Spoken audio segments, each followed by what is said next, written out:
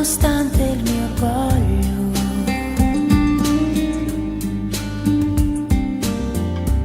Io ritorno perché altra scelta non c'è.